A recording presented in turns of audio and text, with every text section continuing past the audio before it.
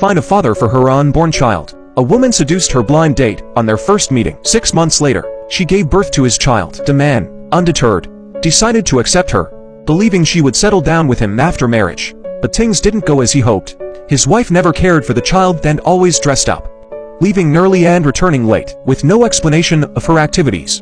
One day, Jack couldn't resist and followed his wife, discovering her in the arms of another man at a bar. Back home, he wanted to talk it over with her. Is he even my son? But her mocking words ignited his anger. You fool. He impulsively pushed her and she fell down, unexpectedly dead. Jack panicked as he noticed the water dripping from the upstairs bathroom. Feeling even more desperate, tragedy struck as both wife and child perished, and Jack was arrested, sentenced to 25 years in prison.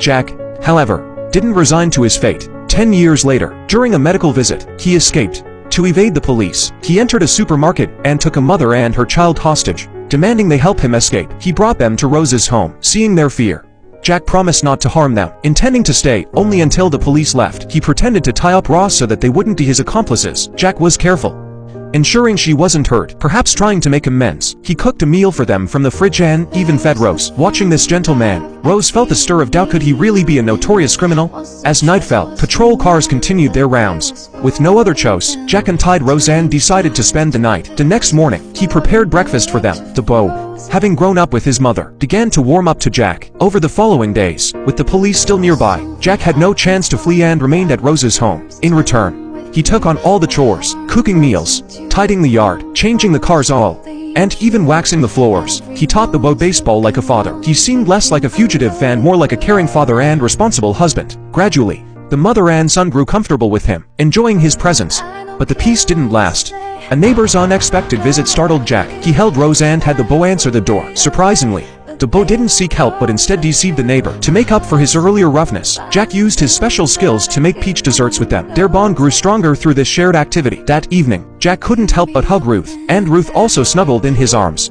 In that moment, it seems like there are no fugitives here, only sweet love. But then, sirens wailed outside, reminding Jack it was time to go. Unexpectedly, in those few days, the mother and son had developed feelings for Jack, persuaded by their pleas.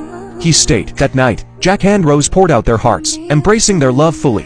The next day, they decided to leave with the boy for a fresh start in Canada. Rose went to the bank to withdraw her savings, while Jack packed. Suddenly, the neighbor barged in, catching Jack off guard. Though he claimed to be a handyman, she recognized him from the wanted posters. Sure enough, the police quickly arrived and surrounded their house. Seeing this, Jack chose not to involve the mother and son, stepping outside alone to face his 25-year sentence. In the years that followed, Rose sought numerous lawyers to reduce Jack's sentence, but her efforts were in vain. Yet, she never gave up on him, visiting regularly and writing daily. Jack, however, refused to see her or accept her letters, hoping his coldness would help her move on. Time passed, but Rose's resolve never wavered. Her son grew up, using the skills Jack taught him to open a dessert shop, with his peach pies even making it into magazines. Years later, Jack completed his sentence and was released, finding Rose waiting to take him home. This time, he didn't refuse. After years of separation, their hearts, full of true love, reunited once more.